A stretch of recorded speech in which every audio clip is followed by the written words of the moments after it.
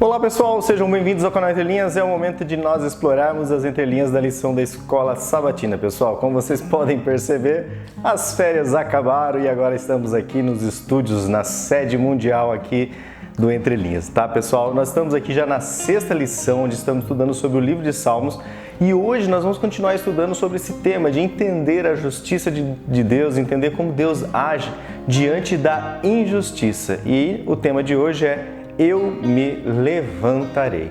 Teremos aqui a participação do Marcos André, a participação do Alexandre, a participação do Ricardo e também a minha participação com as perguntas para discussão lá na sexta-feira, beleza, pessoal? Não se esqueça, sempre importante lembrar em todos os vídeos, se você gostar do nosso conteúdo, deixe seu joinha missionário lá, se inscreva no canal, acione o sininho para você ficar ligado aí em todos os conteúdos que o canal enviar para você, beleza, pessoal? E também, né, se puder, tiver um tempinho, deixe seu comentário agora, né? Tem aqui toda a plataforma aqui de gravação, então vou poder ler o comentário de todo mundo mais uma vez, que é a parte em que você participa do nosso vídeo, você que faz parte desse vídeo. Se não quiser também, só você pular, porque o nosso vídeo ele é capitulado e você pode estudar, né, a fala de cada um aqui. Beleza, pessoal? Então, por enquanto, chama a vinheta.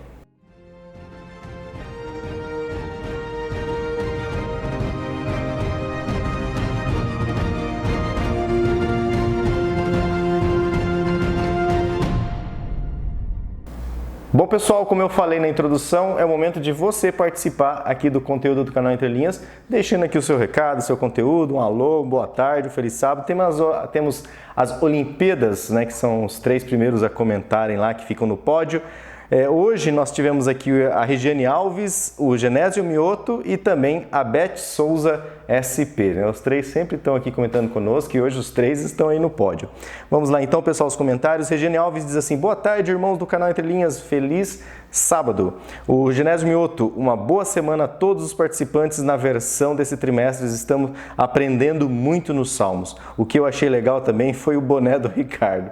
E ele, nesse vídeo, estará de novo com o bonezinho dele, né? Mas firme e forte.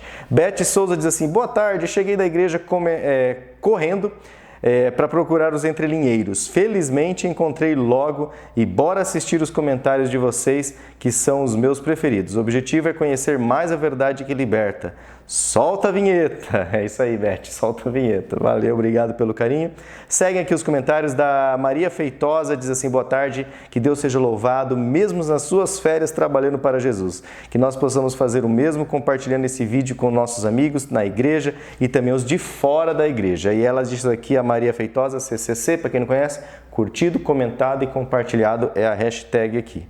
Tivemos aqui a Silene Serral da Silva, né? Bom sábado a todos, estudando a lição aqui da Escola Sabatina em Alenquer, Pará. Um abraço aí para os irmãos do Pará, principalmente aqui da cidade de Alenquer, mais uma cidade do Pará. Não estava lembrado, Silene, né, que você era de Alenquer. Temos aqui o A. Kennedy, feliz sábado a todos. Boas férias, Lúcio, acompanhando aqui de Fortal City, acho que é isso, né? De Fortal City. Deus é o meu refúgio e a minha fortaleza. É isso aí, Kennedy. Cleolírios Pereira, boa tarde, feliz sábado. Tenho aprendido lindas lições no livro dos Salmos. Que Deus continue abençoando a vida de vocês, meus pastores virtuais, e esse inclui você também, Lúcio. Obrigado aí, Cleo. E eu tenho aprendido muito, principalmente com a fala aí desses 3, admiro muito eles, né? Gosto muito da fala dos sermões de cada um com seu perfil, cada um com o seu jeito, né? Eu acho isso muito legal aqui no canal. Valdenice Mártires Sequeira, de Presidente Prudente, nossa parceira aqui há muito tempo também, que está frequente todos os sábados, diz assim: olá pessoal, estou feliz por estar participando do estudo da lição da maior escola do mundo, a Escola Sabatina. Obrigado por nos ajudar no estudo dessa lição maravilhosa. Pastores virtuais Lúcio, Alexandre, Marcos, André e Ricardo, amo vocês. Preciso de vocês para ser feliz. Vocês são a parte visível de Deus. Acredito mais em Deus porque vocês existem. Amém? Hashtag fui até o final. E ela traz aqui um monte de coraçãozinho. Muito obrigado, Valdenice, pelo seu imenso carinho que você tem aqui pelo canal, por fazer parte da Escola Sabatina e também da família Entrelinhas, né? É um prazer, a gente fica emocionado aqui de saber que com o nosso pequeno trabalho aqui a gente consegue, de certa forma, contribuir para que as pessoas tenham mais comunhão com a Palavra de Deus. E até eu tenho muito mais comunhão com a Palavra de Deus por causa do canal. Por isso que eu não largo, não falho, e não é nenhum sacrifício, né? Aquilo que lhe traz gozo, né? Não é sacrifício para você. Luzilene Araújo, olá a todos vocês da família Entre Linhas. Obrigado, Luzilene, aí, deixou um olá a todos. Josefa Ascencio, feliz e abençoado santo sábado do nosso amoroso Senhor Jesus Cristo, a nós todos. Parabéns, Ricardo, Alexandre, Marcos e Lúcio, pelo estudo da lição que foi maravilhosa. E agradeço desde já a Deus e o que vocês nos explanarão sobre a lição 5 dessa semana. E desejar a vocês também, a todos, uma nova semana cheio de bênçãos do nosso amoroso Deus triuno e a intercessão de Jesus Cristo por cada um de nós. Obrigado, Josefa. Amém. Praticamente uma oração aqui nos comentários. Ela disse assim: Lúcio, obrigada por nos levar a mais um passeio, do Entre Linhas de férias. Hoje a Catedral de Maringá. Achei linda, interessante essa construção. Um abraço. É isso aí, né? Legal de férias, eu gosto de férias. Se pudesse, pessoal, o ano inteiro de férias, seria bom, né? Mas temos que trabalhar também, e eu gosto muito de trabalhar, faz parte da vida, e segue aí mais um ano que já estamos em fevereiro, né, pessoal? Joivaldo diz assim: boa noite, irmãos. Choveu aqui em São Paulo, mas o sol voltou. Foi um sábado abençoado. Feliz semana para todos. Um abraço aí para o irmão Joivaldo, lá de São Paulo. Não deu tempo, né, Joivaldo, da gente marcar a pizza que eu tinha prometido em 2022. Tinha falado para o irmão Joivaldo, né? Quem sabe para São Paulo a gente marca uma pizza aí. Mas não deu dessa vez foi bem corrido. Mas eu não esqueci, graças a Deus. Estamos aí. Um dia, quem sabe, senão teremos uma pizza vegana com Jesus no céu.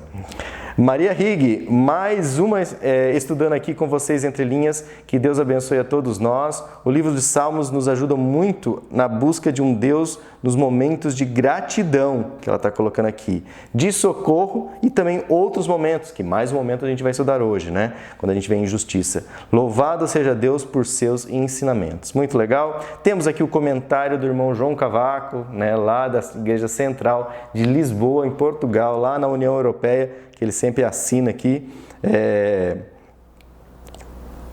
Hoje ele colocou assim: peregrino da IASD de Lisboa, Central de Portugal, em questão, com tudo e todos à procura do amor, a verdade em Cristo pelo Espírito Santo. Então ele manda um recadinho dele aqui, tá bem sucinto o comentário dele, vai dar para ler na íntegra aqui. Ele diz assim: comentário parte 1, com base em Salmos sobre o louvar em cântico nesta terra cheia de pecado. Como é que o ser humano pecador, separado de Deus, se reconcilia ainda neste mundo e já vai cantando a sua vida com Deus, isso mesmo, cantando a sua vida com Deus em preparação para a eternidade na nova terra com Cristo? Não há paradoxo e simbolismo da palavra que o possa parecer confusos perante a existência do mal e do bem ao mesmo tempo?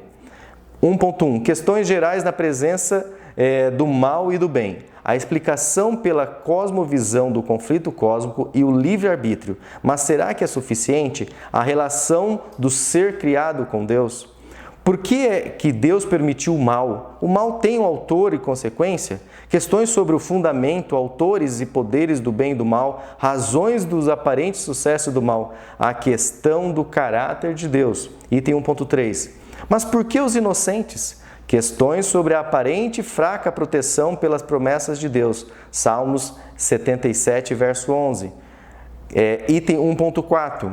As respostas de Deus em Salmos 37 e 73, a visão histórica profética e o santuário sobre a redenção, o caráter de Cristo no amor, verdade, vida, morte, sofrimento, juízo, extirpação eterna do mal e ressurreição e a vida eterna. Em suma, só compreendendo e vivendo a eternidade de Deus agora pela fé e ao mesmo tempo a legitimação e justificação do caráter de Deus por ser quem é, mas também pelo meu poder e vontade. Pelo seu poder e vontade. E as conclusões, ele já traz aqui, já chega nas conclusões depois desses questionamentos, mais questionamentos e reflexões, né? Ele diz assim: só louvamos em cânticos neste mundo estranho quando todos os dias morremos para o mal e fazemos com que Cristo, pelo Espírito Santo, a extirpação do mal e a nova criação do novo homem e da nova terra ocorra em nós. Ver Romanos 6 e 8. Legal, irmão João Cavaco aí, né, gastando, né, as suas palavras, e eu acho incrível, né, ele deveria ter um canal, ele tem muito conteúdo. Irmão João Cavaco, um abraço.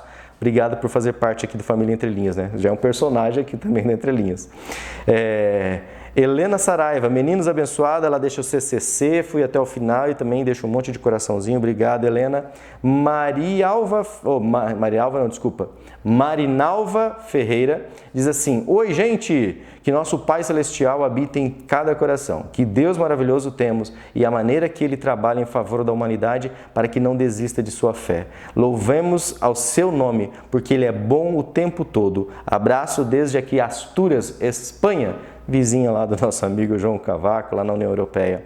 Temos também aqui a Hilda Pinheiro. Aê, Hilda, que bom que você escreveu, que deu tempo aqui de eu ler ao vivo. Faz tempo que eu não leio alguns ao vivo.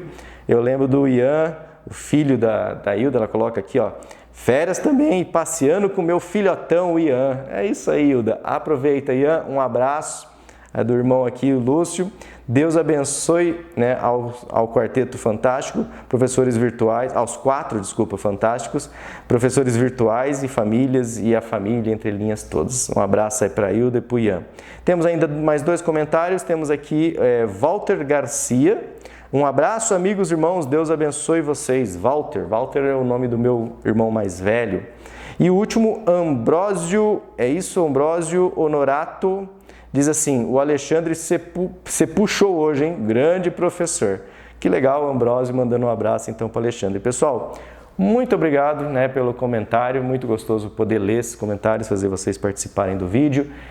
Eu leio depois, né, os que não consigo ler aqui na gravação. Os que dá para responder, a gente consegue responder, deixa um joinha, deixa um coraçãozinho lá, mas muito obrigado mesmo, pessoal. É com muito carinho que a gente recebe o comentário de vocês, que com certeza é com muito carinho que vocês também escrevem. Mas vamos ao que interessa. Vamos então, pessoal, aprender aí sobre Eu Me Levantarei, com as falas aí do Ricardo, do Alexandre e do Marcos, e também com as perguntas finais lá para a discussão que eu apresento, beleza? Mas antes de chamar o Ricardo, como sempre, vamos clamar para chamar o Espírito Santo, para que Ele se manifeste de uma maneira mais poderosa em nós nesse momento, que vamos entrar em contato com essas palavras, com essas reflexões. Oremos? Santo Deus, nosso Pai, nosso Criador, gratos somos a Ti, Senhor. Minhas férias acabaram, mas tenho um trabalho, tenho um sustento e estamos aqui, firmes e fortes. Já estamos aí no 6º vídeo dessa série, o ano 2024 já está aí adentrado muitos dias. Nós louvamos o Teu nome porque estamos vivos e com saúde. E hoje, ó Pai, mais uma vez, continue usando o Ricardo, o Alexandre, o Marcos, a mim. Use também a cada ouvinte, né, da palavra, para que essa palavra não morra, né, no ouvinte, mas que ela prolifere, que ela frutifique, que ela se multiplique também para outros ao redor aqui, Senhor. Muito obrigado, continue humildemente nos usando. Não somos perfeitos, nem temos mérito algum, mas é unicamente, exclusivamente nos méritos de Cristo Jesus que nos achegamos a Ti. Amém, Senhor. Bom, chega aí então, Ricardo, com o boné, mais uma vez. E sem barba, é com você. Olá, pessoal, lição 6. O título da lição, né? O título da lição da semana é Eu Me Levantarei. O título da lição da semana, ele está dentro do verso áureo, no Salmo 12:5, que diz o seguinte: por causa da opressão dos pobres e do gemido dos necessitados, eu me levantarei agora, diz o Senhor, e porei a salvo aquele que anseia por isso. Que nesse verso, gente, tem vários pontos que convém a gente analisar. Primeiro, vamos analisar a questão do ponto Eu Me Levantarei, que é justamente o título da lição.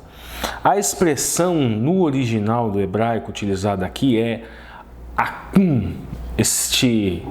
O aleph aqui é um elemento prefixal, daí tem o kum, que significa, de fato pode ser traduzido por levantar-se, erguer-se, mas também pode ser traduzido por ser realizado, ou seja, a essência do eterno, que é um ser de justiça e amor, se realizará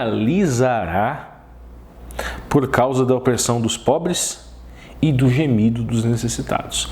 Mas tem outra expressão também que ela pode ser traduzida por despertar-se. Muitas vezes nós podemos achar que o Eterno está dormindo frente à maldade, frente às injustiças que se espalham pelo mundo, uma vez que o tempo, a visão de tempo de um ser infinito, do Eterno, é diferente de nós, que somos seres, além de seres finitos, em razão do pecado, somos seres que perecem, têm um tempo de vida bem breve. O segundo ponto, gente, que nós vamos destacar aqui é o seguinte: duas expressões aqui para pobre e necessitado. A primeira expressão é aniim, aí o plural, né? Que pode significar pobre, mas é também no sentido de o aflito, uma pessoa humilde, uma pessoa miserável. E a expressão shod, que pode ser traduzida, além de opressão, pode ser traduzida por violência ou até mesmo estrago. A segunda expressão aqui que foi traduzida aqui por necessitados é eveionim, que significa pobre realmente, mas também pode significar o carente ou o necessitado. E a expressão meio, um elemento prefixal aqui, anegat, que seria o choro. O choro, mas pode também significar o gemido ou a lamentação.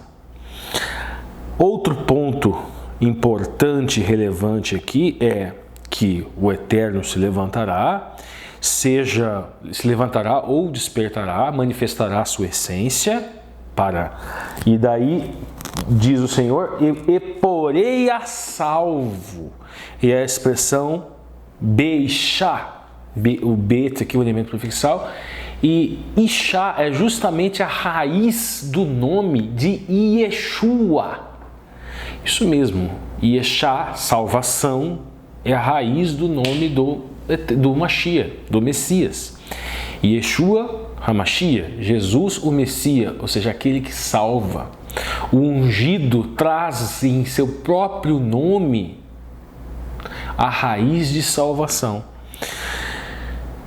E no final, gente, tem uma expressão idiomática que tem várias traduções que buscam solucionar esse problema. Essa daqui é a tradução do verso áureo da lição dessa semana é uma tradução é uma tradução muito dinâmica. Ela é por equivalência dinâmica e não por equivalência estática. Qual que é a diferença? Equivalência dinâmica, eles fogem muito do palavra por palavra.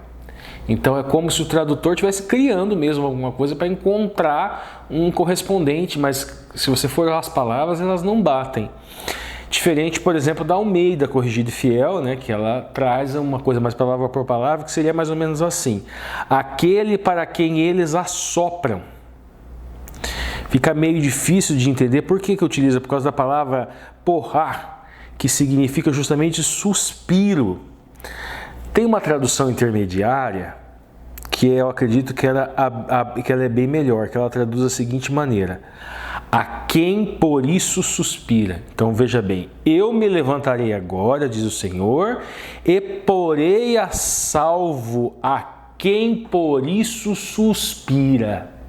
Ou seja, a pessoa que suspira, anseia por salvação, a pessoa que suspira, a pessoa que anseia por Yeshua HaMashiach, ou seja, anseia pelo próprio Messias, que é o Salvador.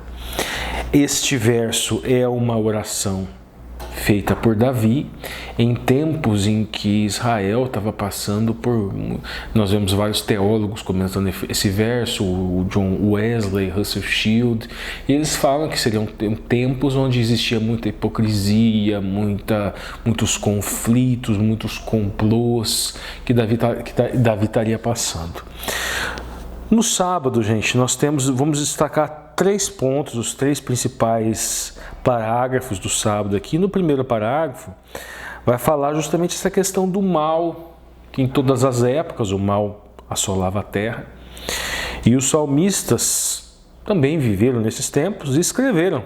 Os salmos também são salmos de protesto de Deus e do salmista contra a violência e contra a opressão do mundo. Não são propriamente votos de protesto contra Deus. Não é um voto, o salmo não é uma revolta, mas ele, obviamente, ele reflete os anseios do ser humano de perceber a maldade no mundo em razão do Yetzer Hará, natureza pecaminosa.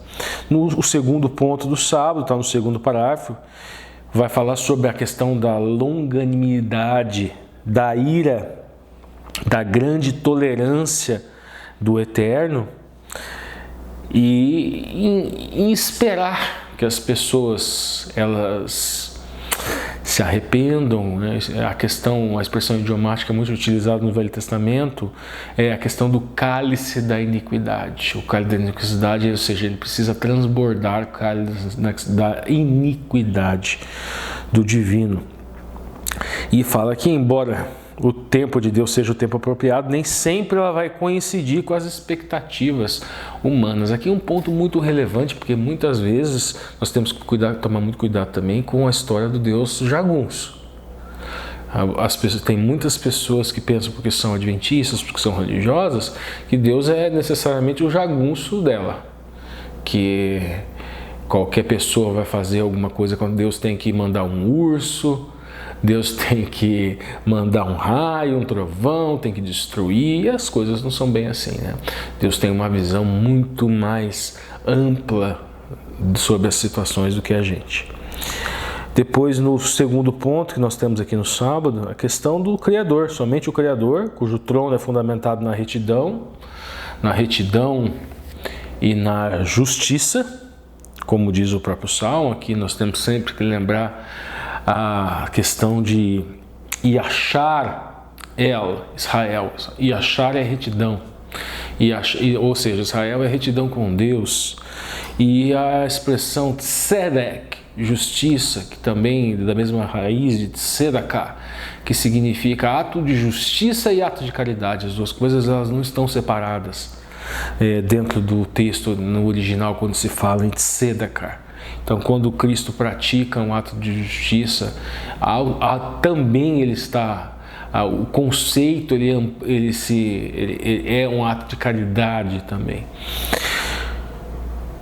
Vamos continuar. E somente Deus no seu trono pode oferecer. É difícil para os seres humanos entenderem isso, até para entender. Fala essa questão do duplo aspecto do juízo divino, esse aspecto da justiça e da caridade. E nesse Salmo 7,6, gente, utiliza a expressão hebrá, que significa fúria, a fúria do divino, mas é uma palavra que também pode significar, e traz certas alegorias, inundação. Aí nos remete ao dilúvio, nos remete a outras, a grandiosidade do divino refletido aqui em certos detalhes dos conceitos da língua original. E a expressão mishpat é o ato de decidir, mas é um ato adequado, próprio, reto. Por isso que mishpat muitas vezes é traduzida também por direito, um ato judicial, seja no sentido de julgar, seja no sentido de executar propriamente alguma coisa, mishpat. Depois nós encontramos aqui, gente, a questão do guerreiro majestoso. É pedido para ler Salmos 18, 76, 12, 144 e como o Senhor é retratado nesses textos, o que essas imagens transmitem sobre a prontidão de Deus para libertar o povo. No Salmo 18, gente, é utilizado muita alegoria ali com relação a fenômenos da natureza. Então tem muito paralelismo ali com o trovão, com o céu, com o mar e assim por diante. E é feita essa conexão da natureza também atuando nesse juízo divino e uma pequena ênfase com relação à aplicação disso ao ímpio. Agora, no 76, não, aí já é mais voltado para a questão dessa aplicação desse mishpat, desse juízo divino, voltado aos homens ímpios. Depois nós vemos aqui na ponta da linha, gente, explicando também, de certa forma, respondendo essa pergunta, falando que esses hinos que são encontrados nos Salmos, eles refletem o poder sobre as forças malignas. Então, por isso essas alegorias das forças da natureza atuando, ou seja, respondendo ao juízo divino, para, no tempo correto, punir, né? No tempo prontamente punir, ou vir também em auxílio do povo de Deus. Mas e como é que funciona a questão do martírio? Gente, nem todos são chamados para o martírio. Então, nós vemos o Vaikra, o chamado para uma emuná específica, para uma fé específica, para um cargo específico. Emuná, ao mesmo tempo que significa fé, significa cargo. Ele é diferente para cada um. Muitos são chamados para o martírio, sim, de fato, muitos são.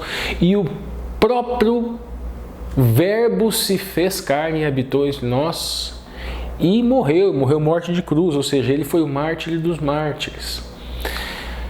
Então, todos os papéis para o qual os patriarcas receberam algum tipo de chamado, você se encontra a integralidade no sacrifício do Mashiach. Ele é o rei de Israel, ele é o guerreiro, ele é o sofredor, ele é Ben David, o rei, ele é Melech Tzedek, ele é o rei da justiça, ele é também Benei Yosef, ou seja, o servo sofredor. Então todas essas características ele tem. Muitas vezes, quando se estuda o Velho Testamento, isso aconteceu muito no passado e acontece às vezes no dia de hoje, em razão da personalidade da pessoa, gostamos de destacar um fragmentozinho, como se ele fosse só aquilo, e não é o caso.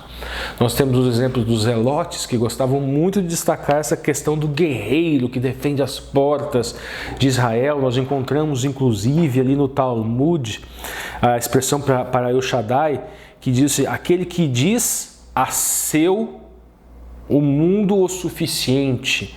E nós vemos ali no Midrash, aquele que guarda as portas de Israel, El Shaddai.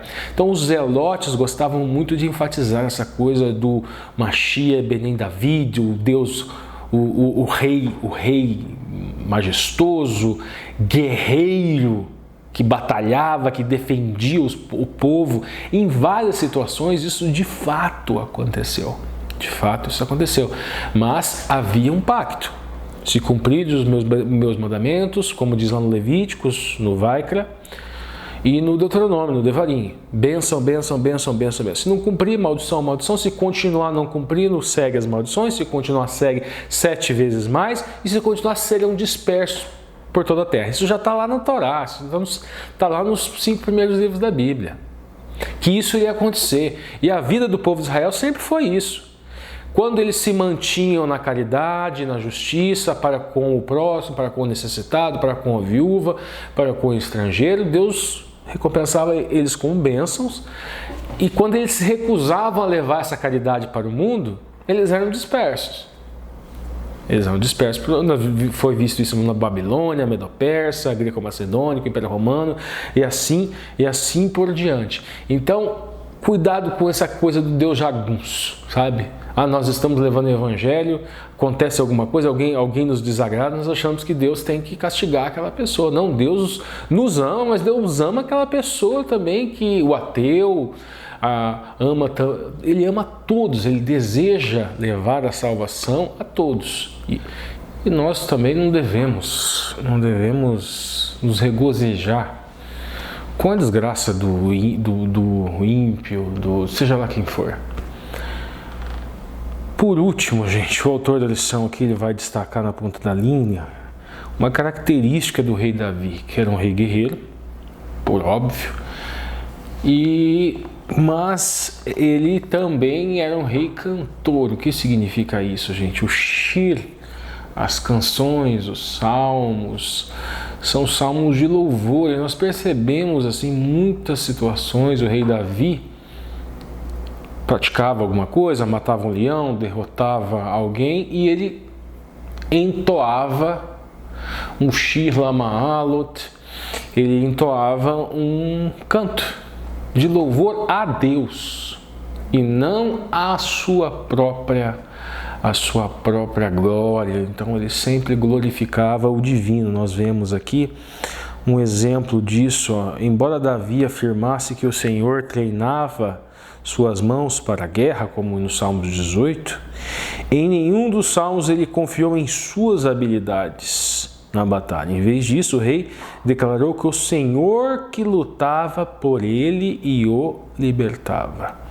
Nós vemos essa questão do músico habilidoso aqui, ó. Em Salmos, o rei Davi era conhecido como guerreiro bem-sucedido, assumiu o papel de músico habilidoso e louvou o Senhor como único libertador do seu povo, como nos Salmos 44. Louvor e oração eram fontes de força do rei Davi, mais poderosas do que qualquer arma de guerra. Somente em Deus se deve confiar e somente a Ele deve-se adorar. Bom, essa foi a lição dessa semana e agora vocês ficam com o Alexandre. Olá, pessoal do canal Entre Linhas. Uma alegria e uma satisfação estar aqui para a gente estudar mais uma lição da Escola Sabatina. Lição de número 6. O título dela: Eu me levantarei. Gostei muito da lição dessa semana. A gente está estudando Salmos, né? O livro dos Salmos. E a lição dessa semana, de número 6, Eu me levantarei. Gostei muito dessa lição. Vocês já estudaram sábado e domingo com o Ricardo. Vamos seguir agora para a lição de segunda e de terça. Lição de segunda-feira tem por título Justiça para os oprimidos. Contextualizando, né, a lição de sábado e domingo, nós vimos aqui falando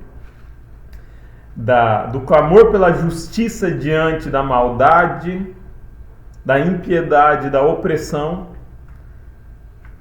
E no domingo, a apresentação de um Deus todo-poderoso, um guerreiro que vem para fazer justiça. A lição de segunda-feira segue nessa linha.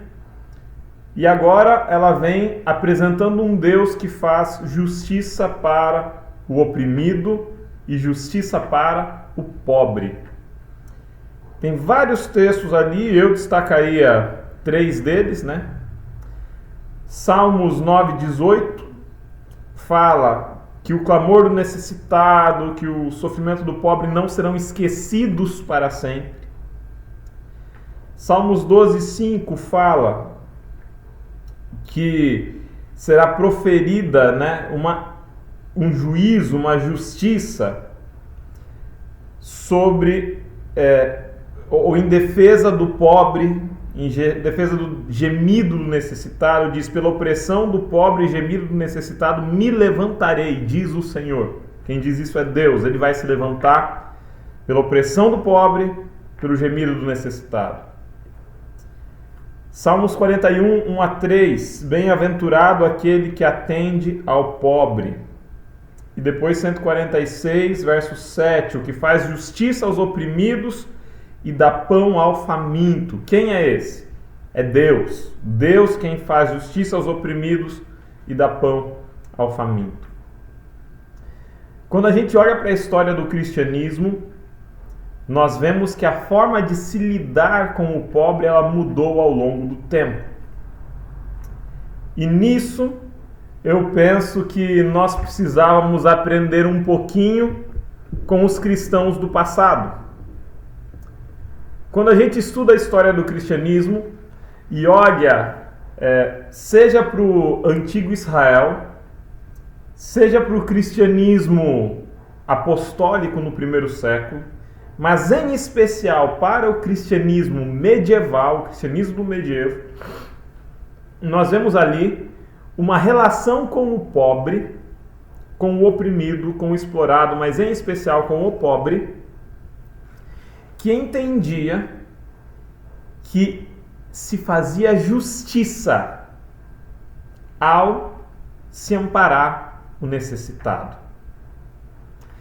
Justiça aqui é diferente da nossa concepção atual de esmola ou de caridade.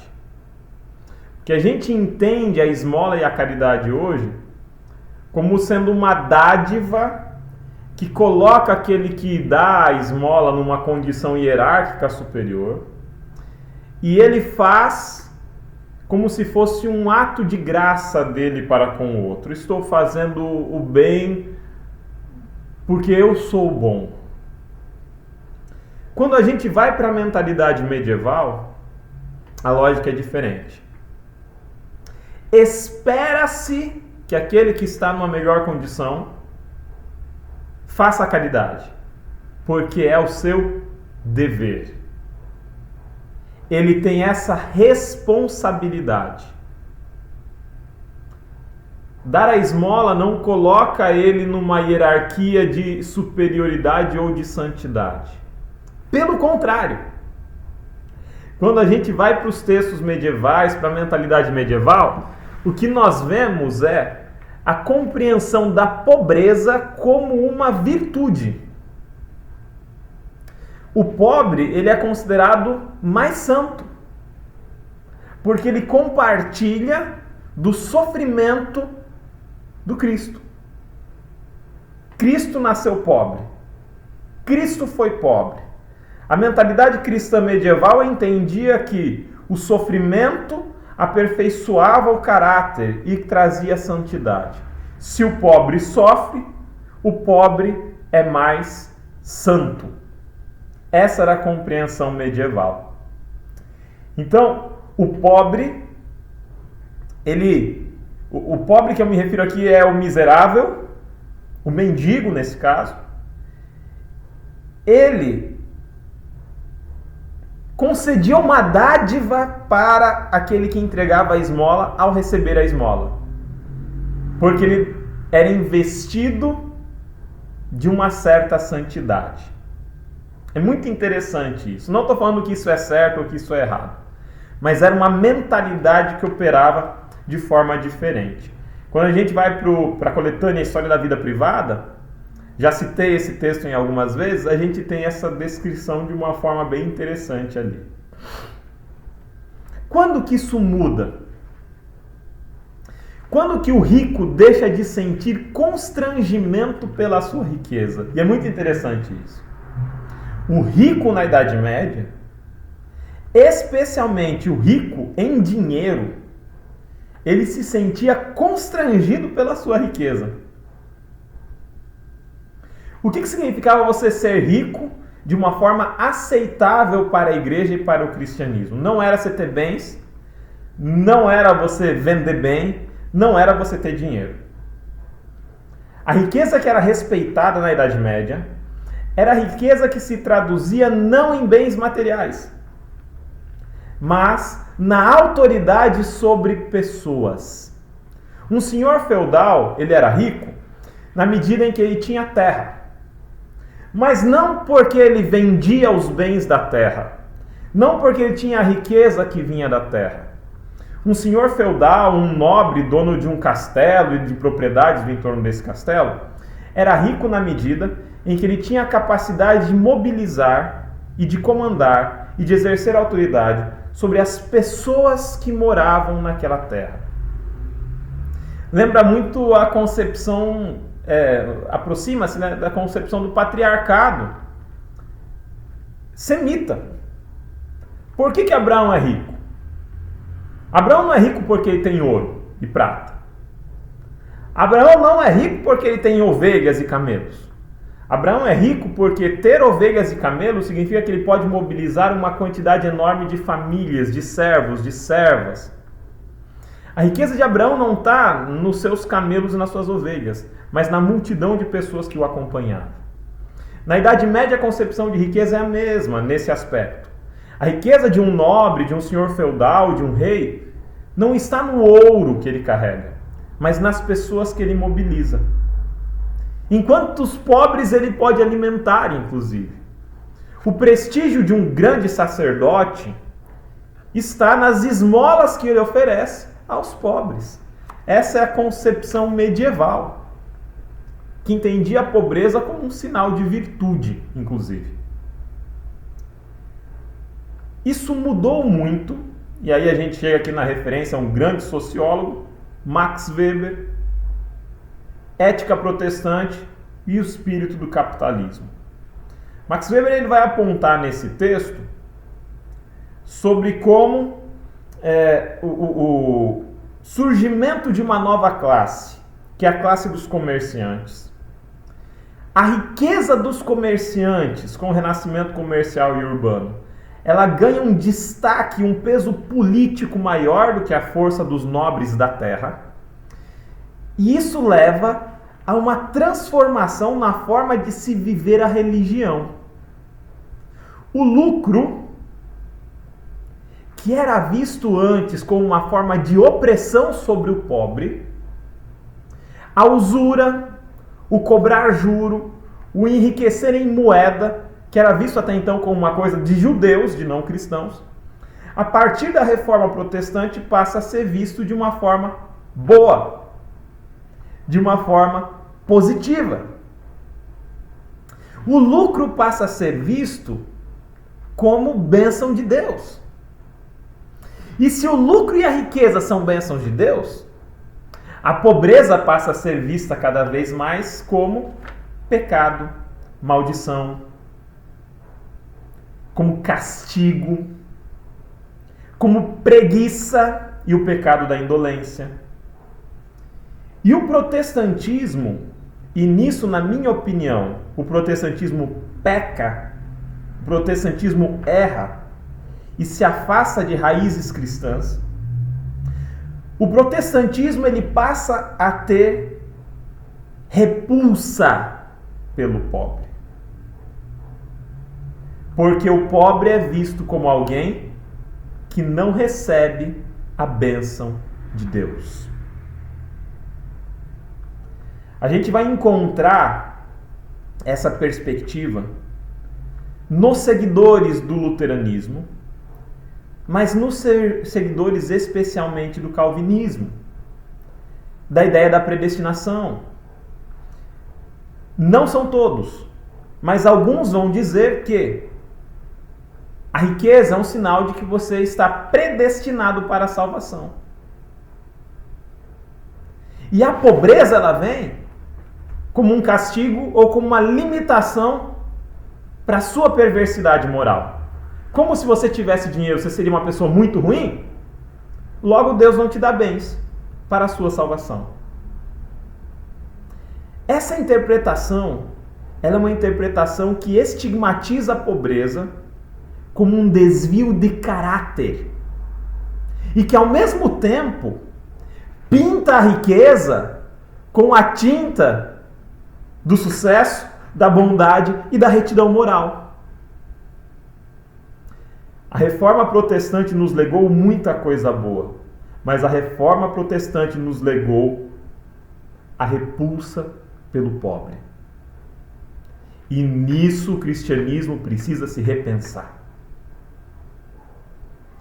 Voltar para o livro de Salmos e ver a justiça ao oprimido deve nos levar a pensar se o salário que nós pagamos para aqueles que nos prestam serviço é um salário de dignidade. Não estou perguntando quanto que o mercado de trabalho paga.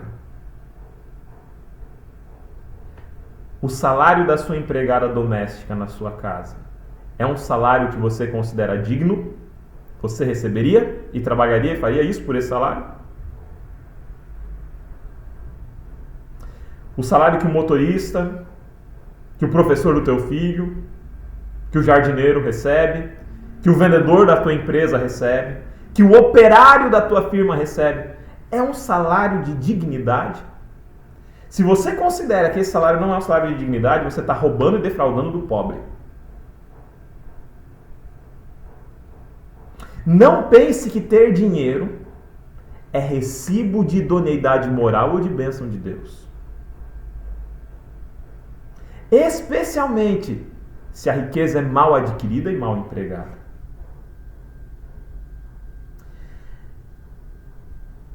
Quem tem empregado, quem tem poder econômico, especialmente quem tem poder econômico construído às custas da exploração do pobre, deveria tremer diante dos textos de Salmos que a gente leu. Porque fala aqui que o justo juiz vai se levantar para julgar a causa do pobre, do oprimido, do órfão, da viúva. A gente precisa repensar o nosso cristianismo. Quando nós vemos a comunidade protestante em peso, a comunidade evangélica em peso, apedrejando e criticando um padre que faz um serviço para atender aqueles que são mais marginalizados na sociedade, que atende miseráveis na Cracolândia. Quando a gente vê a comunidade evangélica se reunir em peso para criticar esse sacerdote católico, nós precisamos repensar o nosso cristianismo.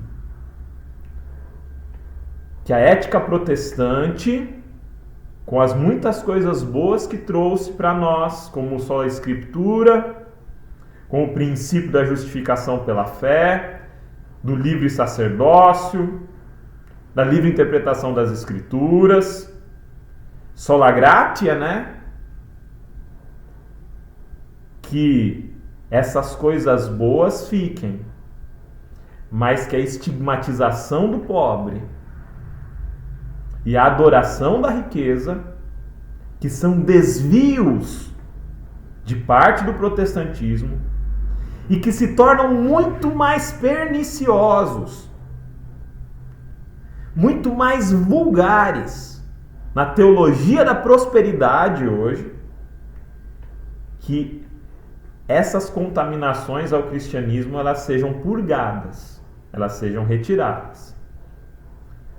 Lembre-se, Deus fará justiça ao oprimido. O justo juiz vai se levantar para julgar a causa do necessitado. Quando esse dia chegar, eu não quero estar entre aqueles que recusaram fazer a justiça por meio da caridade. Eu não quero estar entre aqueles que se recusaram a fazer a justiça por meio das ações políticas que tornam essa justiça possível. Como, por exemplo, Bolsa Família, ações de distribuição de renda. Eu não quero estar no dia do juízo, diante do justo juiz, que nasceu pobre, junto daqueles que perseguiram e oprimiram o pobre. Essas palavras são palavras duras. Eu acredito que para muitos essas palavras ferem e incomodam. O convite que eu faço é: abra o seu coração, com honestidade, medite nelas. Antes de falar qualquer coisa, pense bem e ouça a voz do Espírito Santo. Ele vai falar com você. Lição de terça-feira. Até quando julgarão injustamente? Salmos 88. E olha, que salmos! Que salmos! Porque aqui, em Salmos 82, a gente vê pessoas que se advogam serem deuses. E essas pessoas são os juízes. A gente poderia fazer uma aplicação aqui bem falaciosa, né? Bem mentirosa. E eu acredito que vai ter gente por aí preparando lição falando: olha só, o Supremo Tribunal, os juízes são corruptos. Aqui não fala dos juízes seculares. Aqui não fala dos juízes entre os não cristãos. Aqui não fala dos juízes entre os não judeus. Aqui fala dos juízes em Israel, do povo de Israel. Os juízes corruptos aqui são os religiosos, que subvertiam o direito da viúva, do órfão, do pobre, que negavam a justiça aos oprimidos. Existe aqui uma diferenciação entre dois juízos. Os juízes desses homens que se consideram deuses, que se consideram moralmente superiores, que se consideram em condição de condenar, de julgar e de humilhar o pobre, que se consideram em condição de superioridade moral e que ao mesmo tempo proferem injustiça contra os oprimidos. E do outro lado, o juízo de Deus, o juízo do justo juiz, do Deus com D maiúsculo, do único Deus. E Deus diz: morrereis como homens, caireis como qualquer dos príncipes. Todo aquele que se advoga justiça, condição de julgar, autoridade, santidade, lembre-se, você e eu morreremos como homens. Não importa o nosso estudo, a nossa educação, o nosso poder, a nossa falsa justiça, cairemos como qualquer um dos príncipes. E o poderoso, o juiz, a autoridade, o juiz de verdade de toga também, todo terá que se ver diante do justo juiz. O juiz que julga e que defende e que protege a causa da viúva, do órfão e do pobre. Oro a Deus para que eu viva uma vida de forma tal a que a graça de Cristo me alcance e que no dia do juízo eu não seja contado entre aqueles que defraudaram os mais necessitados. Pelo contrário, que com minhas obras eu seja a justiça divina aonde quer que eu for, que eu leve ela comigo em cada atitude. Um abraço para todos e até a próxima semana. Tchau, tchau. Olá, você que nos acompanha através do canal Entre Linhas, que bom estarmos juntos mais uma vez para estudar a Palavra de Deus, a Bíblia Sagrada, mais especificamente no livro dos Salmos, que é a temática desse trimestre. E agora eu dou continuidade ao estudo que você já começou com o Lúcio, com o Ricardo e com o Alexandre. Na lição de quarta-feira nós temos o título Derrame sua indignação. E o autor nos pede para ler alguns trechos de Salmos e nos pede para responder a seguinte pergunta: que sentimentos esses textos transmitem? Bom, aqui o salmista está clamando pela misericórdia de Deus e pela justiça em favor do seu povo, ou seja, contra outras nações. Ou às vezes ele clama pela misericórdia de Deus em seu próprio favor, pedindo então justiça contra o seu inimigo. Então ele fala em alguns momentos por ele mesmo e em outros momentos ele fala pela nação de Israel que era oprimida por alguma outra nação, por algum outro povo. E a segunda pergunta: quem é o agente de juízo nesses salmos? Em todos os casos, o salmista pede para que Deus seja o agente, para que Deus seja o instrumento de juízo contra as nações ou contra as pessoas que oprimiam o salmista. Bom, aqui nós encontramos o seguinte comentário da autora: esses salmos podem soar desconcertantes devido à sua linguagem dura e aparente discordância com o princípio bíblico de amar o inimigo, que foi apresentado por Jesus no capítulo 5 de Mateus, verso 44, e também é apresentado no Antigo Testamento em diversas passagens. E a própria autora diz aqui que a indignação do salmista diante da opressão é grande, e isso fica claro nas palavras dele. Ele considera o certo e o errado bem mais sério do que muitas pessoas, ainda que demasiadamente com o mal, ainda que ele se importe demasiadamente com o mal que é feito a si mesmo e aos seus compatriotas ou às pessoas que estão próximas a ele. Então, o que ocorre é que o povo estava sendo oprimido, muitas vezes injustiçado. Nós lemos as histórias que aconteciam em que os filisteus iam até o povo de Israel e roubavam a plantação deles, roubavam o alimento na época da colheita. Nós temos também os assírios invadindo as nações de Israel, os povos ali de Israel, e oprimindo, usando de muita violência contra eles. E os babilônios também, que invadiram Israel, apesar dos muitos avisos de Deus, eles se rebelaram contra os babilônios e foram fortemente oprimidos também, fortemente torturados também pelos babilônios.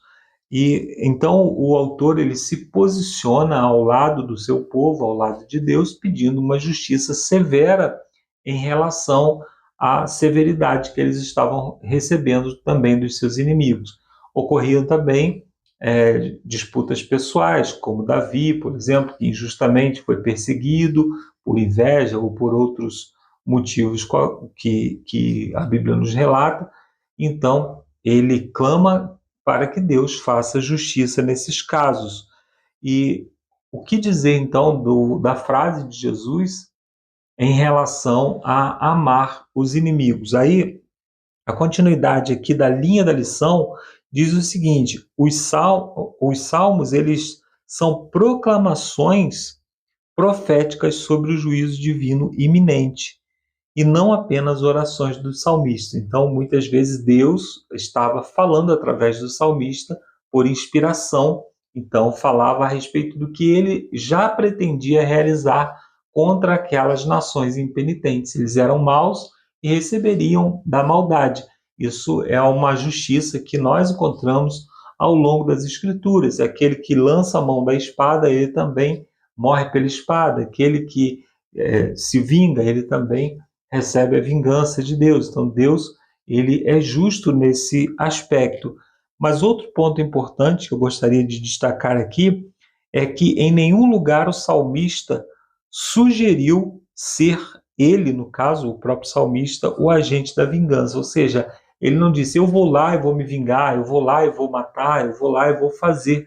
Ele clamava apenas pela justiça de Deus, porque quando nós agimos por vingança, e Deus ele age por justiça. Apesar da palavra vingança ser utilizada muitas vezes, mas Deus ele age com justiça.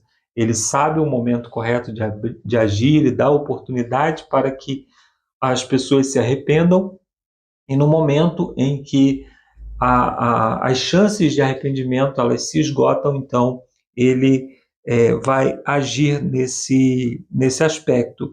Aí a autora também diz que a retribuição divina é medida com justiça e graça. Ainda tem isso, né? Deus, como por exemplo ele fez com Nínive, né? O povo ninivita era muito cruel contra o povo israelita, mas quando ele foi lá e eles se arrependeram, eles receberam a misericórdia de Deus. Deus foi misericordioso, apesar de já ter anunciado o juízo. Então, os filhos de Deus são chamados a orar por aqueles que os maltratam e até mesmo desejar a conversão deles. Um bom inimigo não é um inimigo morto, mas um inimigo convertido. Então, se alguém te persegue, você ora para que essa pessoa se converta, essa pessoa vai deixar de perseguir você, porque não está de acordo com os princípios do cristianismo, a perseguição, maltratar outras pessoas. Então nós precisamos orar a Deus para que Deus faça justiça com a sua graça. No entanto, nós vemos aqui proclamações proféticas de Deus contra aquelas nações ímpias e que se cumpriram. Por exemplo, contra a Babilônia. Nós lemos palavras duras no Salmo 137, que diz ali que bem-aventurados ou felizes seriam aqueles que esmagassem a cabeça dos filhos dos babilônicos com uma pedra. Então são palavras terríveis. No entanto, se cumpre quando Ciro invade aquela cidade e Ciro então domina aquela cidade, certamente com alguma violência, e ao chegar ali, Ciro é chamado, ou melhor, profeticamente, Ciro é chamado no livro de Isaías como ungido do Senhor.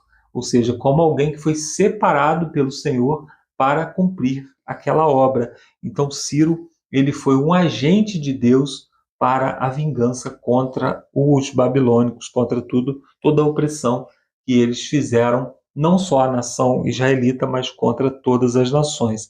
Então o juízo divino compele o povo de Deus a levantar a voz contra o mal e buscar a vinda do reino de Deus.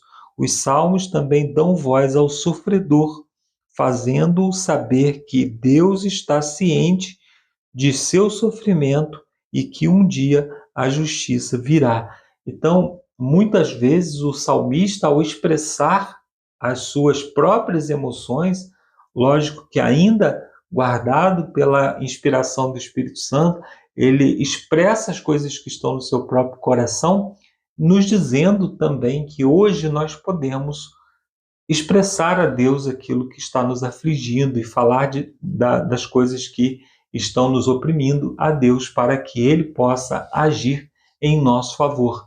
Então, é comum você sentir desejo de vingança e até desejo de morte por alguém que fez um mal terrível contra você ou contra a sua família.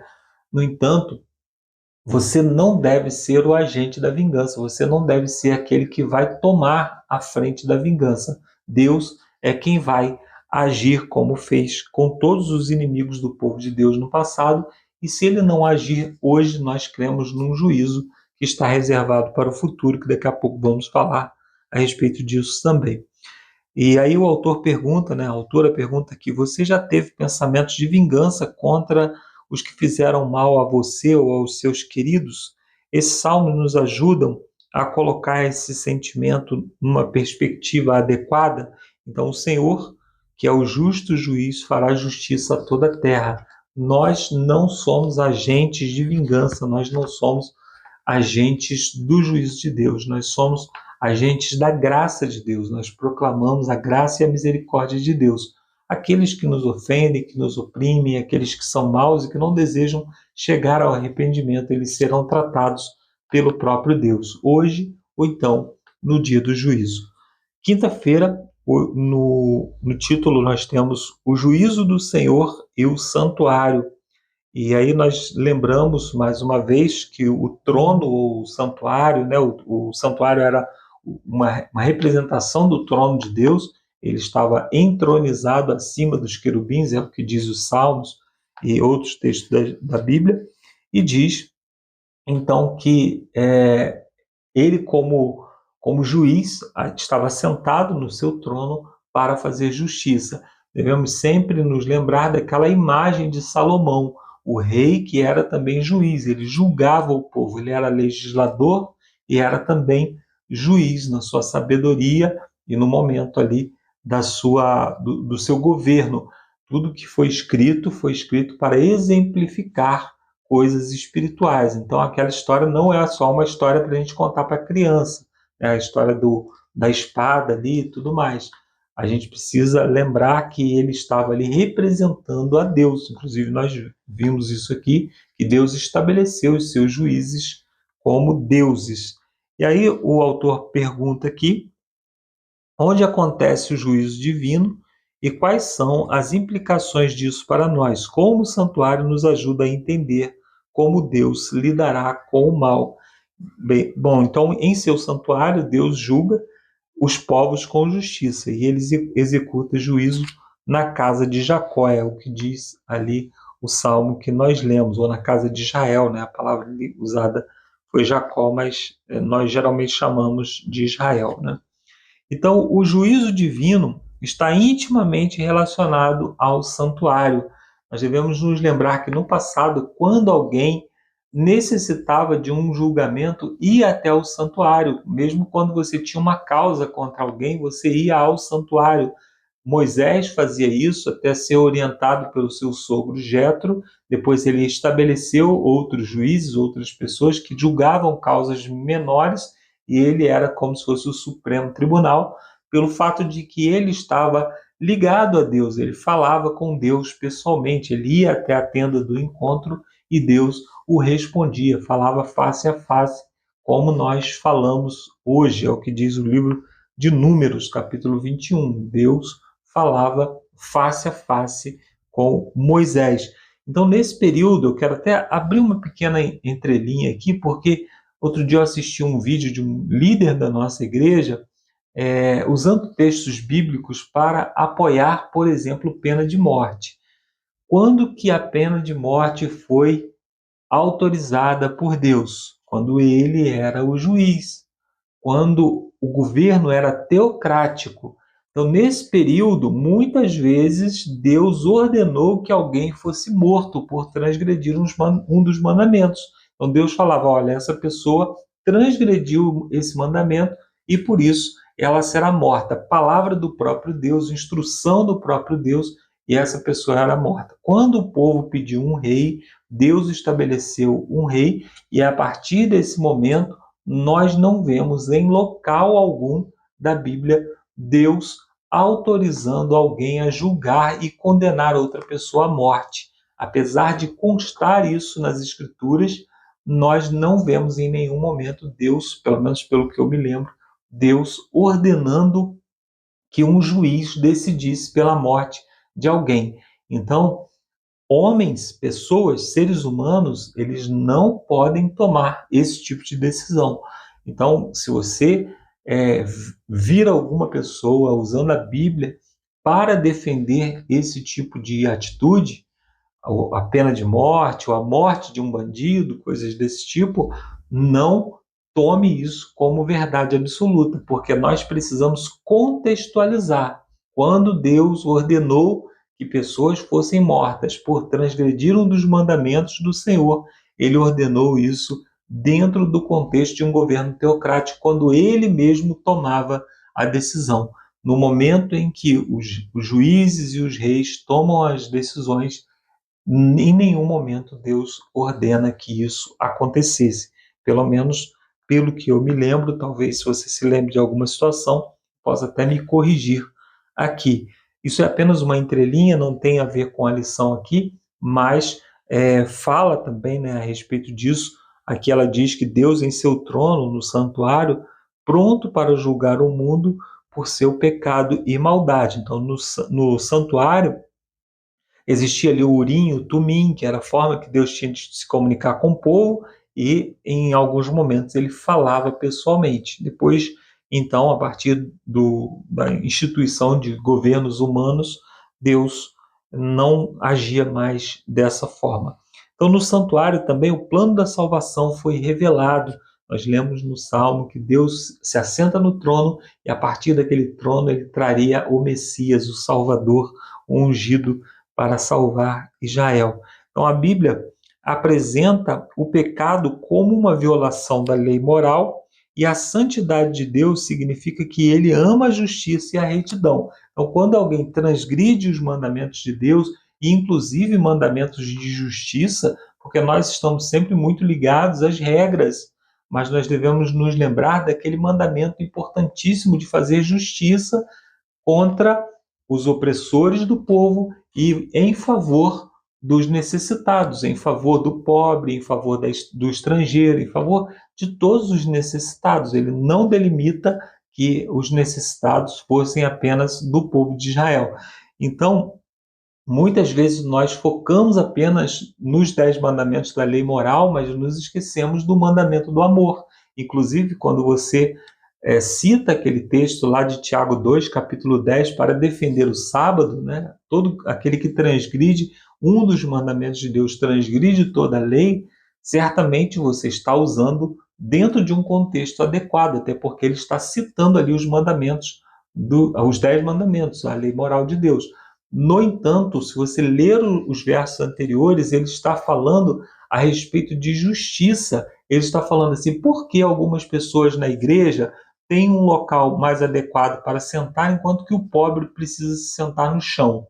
Então ele diz, quando você transgride um dos mandamentos de Deus, você na verdade quebra toda a lei, porque toda a lei foi dada por Deus, inclusive aquele mandamento do amor ao próximo. Então, quando nós deixamos de executar esse mandamento, o mandamento do amor ao próximo, nós estamos também deixando de guardar toda a lei de Deus.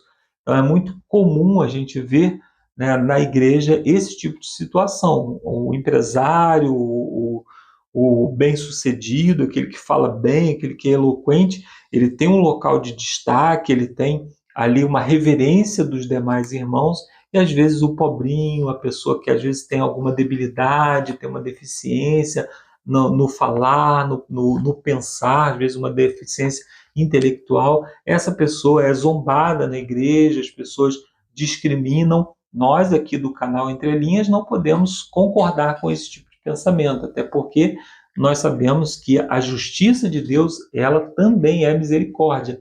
Tzedakah, o Ricardo sempre fala isso, a justiça de Deus, ela também é ato de justiça, mas é ato também de misericórdia. Então, nós precisamos ser inclusivo para essas pessoas, nós precisamos ouvir as pessoas, precisamos fazer com que elas se sintam incluídas, fazer com que ela seja tratada, tanto o bem-sucedido da igreja, o empresário, ele seja tratado no mesmo nível, pelo menos por mim, daqueles que estão sendo discriminados pela sociedade e que na sociedade eles não são tão considerados assim. Então, nós aqui do canal Entre Linhas buscamos entendimento da palavra de Deus, é por isso que você está aqui semanalmente estudando conosco, para que você não seja um agente de injustiça na igreja, mas um agente de justiça, tratando todas as pessoas da mesma maneira. Eu aconselho até que você leia todo o capítulo 2 ali de Tiago, para que você possa compreender um pouco sobre isso.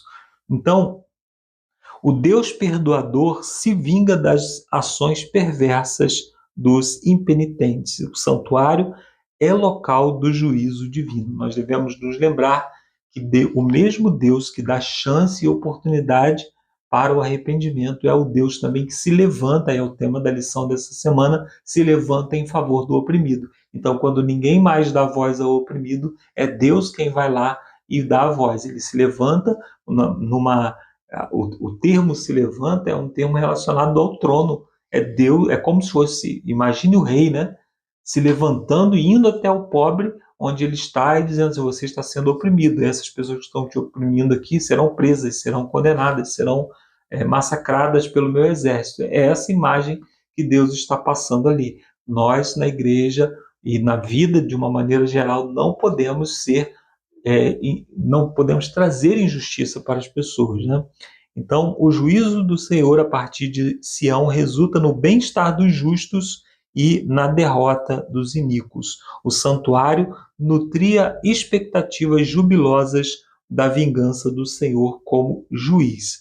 Então, quando nós clamamos pela justiça de Deus, nós estamos clamando para que Ele coloque todas as coisas no seu devido lugar, para que Ele recompense aquele que está agindo com retidão e para que Ele puna aqueles que não se arrependem dos seus atos de injustiça.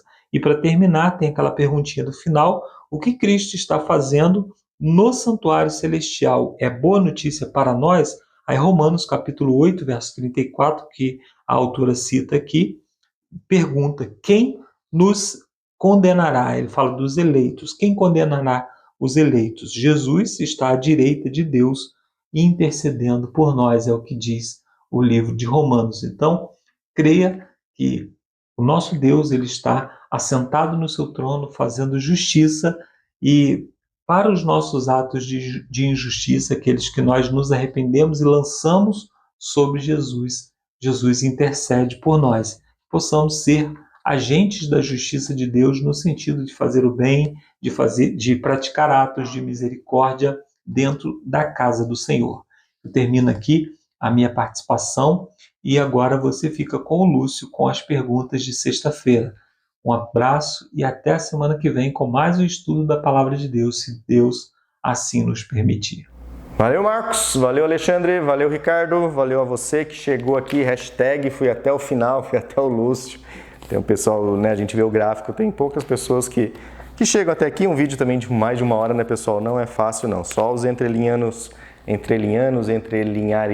entrelinheiros, raízes, que tem paciência, fome, sede aí de aguentar. Mas uma dica, né, não dei no começo, uma dica é baixa o vídeo, deixa o vídeo aí no YouTube, sai caminhando, sai pedalando, aos poucos você vai ouvindo o vídeo, mas é muito legal. Vamos lá então, perguntas para as consideração aqui de sexta-feira. Temos hoje 4 perguntas aqui, né? Uma pergunta, a última é retórica, mas vamos lá. A existência do mal leva alguns a perguntar se o Senhor realmente reina. Como cultivar a fé que resiste sobre a tentação? Em que devemos nos concentrar para manter a fé no amor e no poder de Deus? Né? E o que a cruz diz sobre o caráter de Deus? Então, a primeira parte aqui, né? Como cultivar a fé que resiste sobre a tentação, pessoal. Infelizmente, né, como diz a Bíblia, o ouro é purificado pelo fogo. Né? Para você cultivar essa fé, infelizmente, você tem que se dispor nas mãos do Senhor. Eu admiro muito, nas férias eu encontrei muitos comportores, né? Nos lugares aí que a gente passa pela vida, né? Os comportores estão lá. E é um prazer, sabe? Eu falo, ele está cultivando a fé dele. Ele larga tudo, alguns comportores são estudantes, estão de teologia, outros são estudantes de outras áreas. E eu encontrei até uma comportora do México, também eu lembro, lá em Maringá. Então, assim, eles estão cultivando a fé, eles deram o passo, saíram da sua zona de conforto, saíram lá da sua cúpula, né, da sua bolha e foram desbravar terrenos e eles dependem unicamente, exclusivamente de Deus, né, para que Deus dirija o caminho dele. Então, cultivar a fé é importante que você tenha uma ação, sabe, que você se disponha. Não tem como você cultivar uma planta, né, vamos fazer uma comparação minha aqui, não tem como você cultivar uma planta e deixar ela lá no canto parada, não. Cultivar uma planta você tem que dar atenção, olhar, podar, regar, nutrir. A fé é a mesma coisa, até está sendo usado o verbo cultivar, né? Você tem que cultivar a sua fé, você tem que nutrir a sua fé, você tem que podar a sua fé, praticar a sua fé, utilizar a sua fé, que resiste sob a tentação. É a única forma, você se dispor crendo, né, em Deus, crendo que Ele vai sempre direcionar, e a gente vai aprender até mais alguns aspectos aqui. Em que devemos nos concentrar para manter a fé no amor de Deus e no poder de Deus. Nós devemos nos concentrar, pessoal, na história e nas promessas de Deus. Essas são minhas considerações pessoais aqui, né, da pergunta.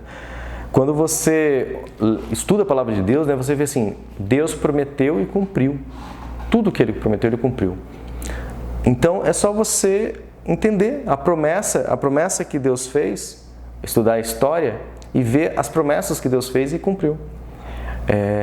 Não sei quem faz o ano bíblico, quem costuma ler a Bíblia, né? Mas quando você começa a ler lá 1º Reis, 2º Reis, você vai vendo assim, né? Chegou fulano, governou, fez o que era bom ao Senhor, depois fez o que era mal aos olhos do Senhor, depois fez o que era mal aos olhos do Senhor, fez o que era bom aos olhos do Senhor, mas não tirou os altares dos ídolos que ainda estavam lá na beira da cidade, até que chega lá Josias e faz uma limpeza.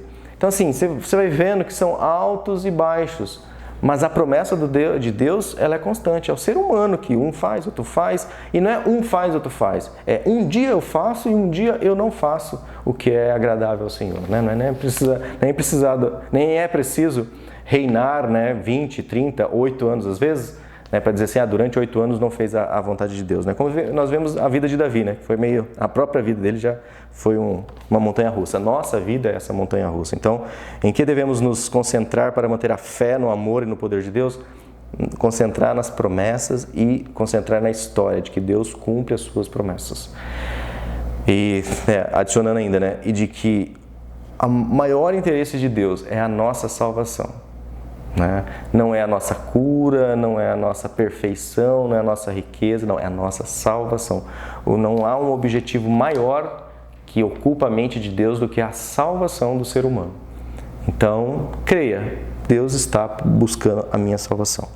O que a cruz nos diz sobre o caráter de Deus? Aí sim, né? A gente vê, a cruz revela o caráter de Deus, que conforme a justiça da lei que foi pronunciado pelo próprio caráter, né, foi enunciado de Deus, ela se cumpre. Então, o que a cruz de Deus diz sobre o caráter de Deus? Que Ele é justo e que Ele cumpre e que a história que Deus traçou, ela vai, né, as promessas que Deus traçou, vai se cumprir nas histórias ou na história aí desse mundo. Pergunta 2. Por que é importante não confiar nos meios humanos, líderes, instituições, movimentos sociais, como a sabedoria e a solução definitiva para a justiça no mundo, mas confiar unicamente na palavra e no juízo divino? Por que isso, pessoal, é importante então não confiar no meio humano? Eu já elenquei alguns itens aqui. Primeiro, porque a justiça humana é falha, é corrupta, é tendenciosa, egoísta, ela é imperfeita, né? Ou seja, a Bíblia diz que é trapo de imundícia. A nossa tentativa de ser justo, eu vou levar um alimento para a asa, nossa, como eu sou bom, a minha emuná, né? Tem que levar assim, é dever, nos torna mais sensíveis, mais empáticos, né? A quem está precisando, e sem dizer a gente reconhece as bênçãos, né, que Deus tem nos dado, que a gente consegue repartir, que essa é a alegria da vida, mas isso, eu sou justo por causa disso? Não. Então, por que é importante não confiar nos meios humanos? Irmãos, é muito triste, né, você ver que o brasileiro, que nunca aprende a lição, coitado, ele sempre busca deuses, né, ele sempre busca pessoas, personagens que resolvam a vida dele, aspectos da vida dele de forma mágica. Alguns acham que ir no terapeuta vai resolver todos os problemas. Não. O terapeuta vai te orientar, mas ele nunca vai fazer nada por você, ele vai te dar orientação. E cabe a você, né, ouvir lá a terapia, fazer para deixar-se, né, tratar-se pela terapia. É a mesma coisa, né, o ser humano, e aqui no Brasil você vê assim, o brasileiro. Eles acreditam, né, que existe um Messias, que existe alguém que vai resolver o problema. E aí nós estamos aí não sei quantos anos e vivendo de ilusões, e aí daqui a pouco vamos ter eleições aí para prefeito, daqui a pouco começa lá aquelas mesmas promessas, né, da pergunta anterior, né, a promessa de Deus, a história de Deus, agora no humano, as promessas do ser humano e a história do ser humano, meu amigo, não se deve ser confiado. Então que você não busque, não coloque sua firmeza, pessoal, em políticos, em pessoas, no ser humano, coloque em Deus. E saiba que, né, quando um servidor, um político, ele é um funcionário seu. Ele é alguém que você escolhe para te representar. Então você é que manda nele, não. Eu falo isso porque eu venho de uma família bastante humilde e parece aquele coro, sabe? Parece ainda que nós estamos os coronéis, sabe? Então quando tinha um vereador, eu lembro minha família, nossa, o vereador, olha o prefeito. Meu amigo, prefeito, vereadores, são os nossos representantes, são os nossos empregados e muito bem pagos, né? Então, pessoal, pare de confiar no ser humano, pare de criar expectativas que um ser humano, que a justiça humana, agora eu estava conversando com os amigos um dia desse, né? Quando você está lá pensando que o mundo está atingindo paz, aí vem uma pandemia, não, o mundo aprendeu muito com a pandemia. Não aprendeu nada. Aí vem uma guerra, aí vem outra guerra, aí começam rumores da Terceira Guerra Mundial. Você fala, meu pai, o ser humano nunca aprende. Então, como você vai confiar no ser humano? Confie somente em Deus. A pergunta 3. Quais são as implicações práticas da verdade de que o santuário é o lugar do juízo? As implicações práticas, né? Bom, nós entendemos o simbolismo do santuário.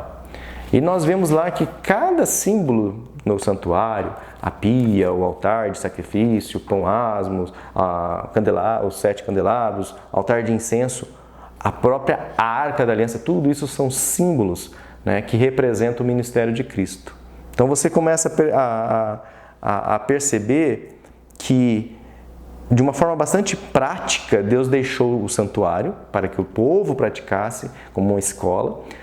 Vem o Messias, que era a representação, era o símbolo de tudo aquilo, realiza aquele símbolo, e hoje nós temos a pessoa, né, de Cristo Jesus, ressurreto, presente no céu, sentado à direita de Deus Pai Todo-Poderoso, de onde há de vir julgar os vivos e os mortos, né, como diz o credo católico.